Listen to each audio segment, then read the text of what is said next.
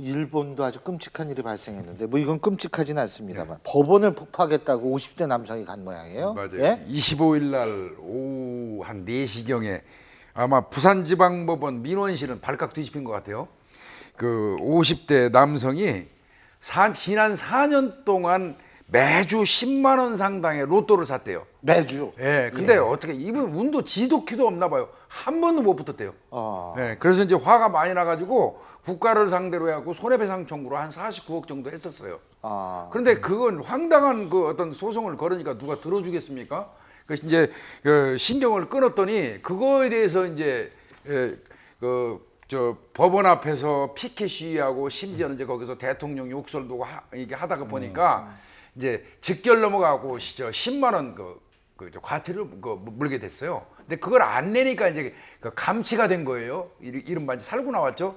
그거에 대한 감정을 품고 이제 그 부산지방법원 민원실에 어떻게 갔냐면 부탄가스 3통, 그다음 라이터 2개를 종이에 싸가지고 들고 가서 이거 터뜨리겠다 민원실에서 그렇게 얘기하면서 불은 켜지는 않았습니다. 다행히. 예. 예, 그리고 이제 거기에 있던 그 휴대용 분말 그 소화기 있지 않습니까? 예. 그걸 오픈해 버렸어요. 뽑아가지고 바닥에 던져서 그냥 아수라장을 만들었죠. 그래서 이제 경찰이 그 현장에 출동해서 검거를 그렇게 했던 사안입니다. 근데 어떻게 매주 10만 원어치 사는데 그게 한 번도 안 나요? 그러니까 운도 지도키도 없는 분이에요. 아이고. 아니 참. 근데요, 예. 4년 지금 저렇게 투자하시고 저렇게 화를 내시면 40년 투자하고 한 번도 안 된 분들도 수두룩히 있을 텐데, 아니 그분들은 솔직히 제주에도 있습니다. 아니 그런 예. 식이면 뭐 대한민국 모든 법원이 지금 뭐 매일 테러에 지금 시달려야 되죠. 진짜 상식적으로 이분이 조금 심하셨네요. 이거를 예. 계산을 해봤더니 한 2천만 원 정도 되더라고요. 네. 차라리 이 금액을 가지고 뭔가 재테크라거나 예금을 했다고 한다면 그렇지. 훨씬 좋지 않았을까라는 생각이 들고요. 원래는 특수공무집행방해죄가 굉장히 엄합니다. 특히 법원에서 난동을 부린 행위는 사실 구속영장 발부도 쉽게 하거든요. 예.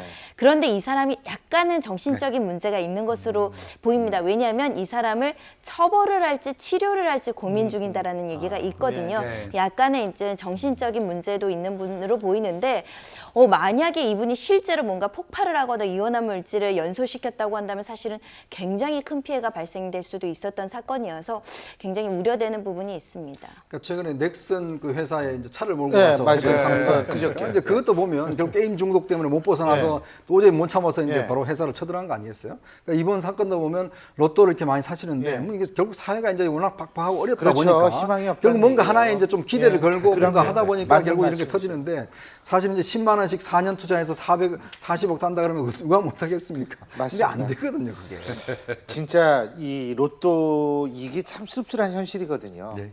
예, 근데 어쨌든 이분 굉장히 과격하신 분이라서 저희가 잠깐 얘기 나눠봤습니다. 오늘 네 분 말씀 여기까지 듣죠. 고맙습니다.